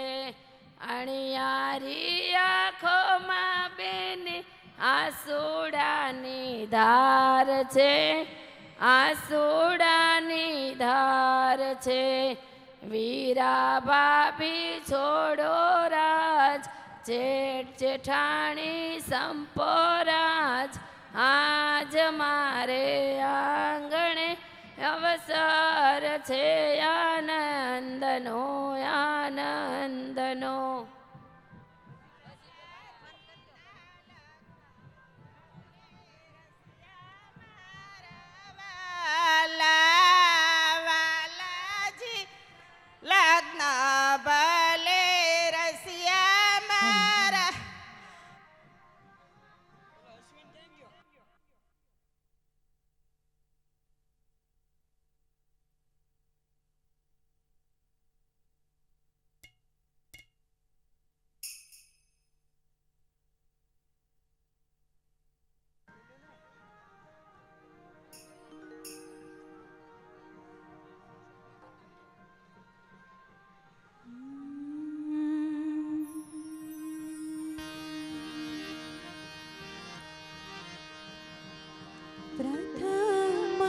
શ્રી ગણેશ બેસારો રે મારા ગણેશ દુલાળા. શ્રી ગણેશ બેસાડો રે હાલો ગણેશ દુલાળા. હું એવા પ્રથમ શ્રી ગણેશ બેસારો રે મારા ગણેશ આપણે ઠાકોરજીના સામૈયા જે પણ બહેનો લેવાના છે તેમને વિનંતી છે કે તૈયારી કરે. શ્રી ગણેશ જે પણ બહેનો ઠાકોરજીના સામૈયા કરવાના છે તેમને નમ્ર વિનંતી છે કે સામૈયાની તૈયારી કરે. થોડી જ વારમાં આપણી વચ્ચે ઠાકોરજીની જાડેરી જાન અહીં આવવાની છે. ગણેશ દુલાળા. જે પણ બહેનો સામૈયા લેવાના હોય તે મેઇન ગેટ પાસે જતા રહે. ગણેશજી વરદાન દેજો રે મારા ગણેશ દુલાળા. પ્રથમ શ્રી ગણેશ બેસારો રે મારા ગણેશ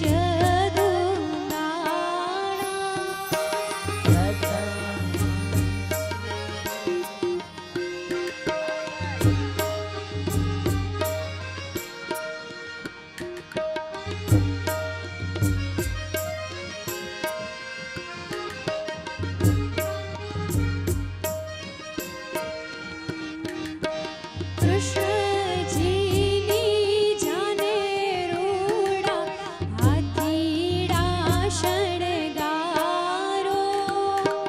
કૃષ્ણજીની જાને રૂડા હાથીડા શણગારો.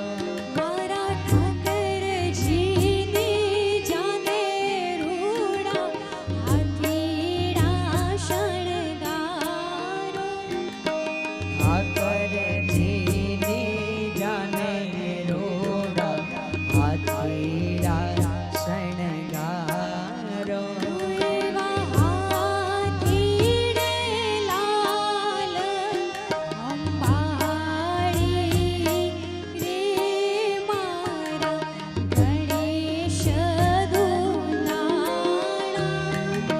પ્રથમ શ્રી ગણેશ બેસાડો રે મારા ગણેશ દુલાળા.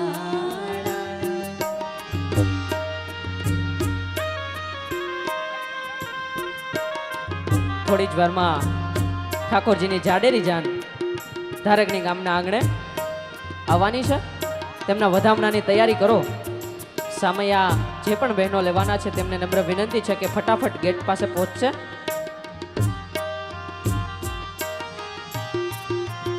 જય હો.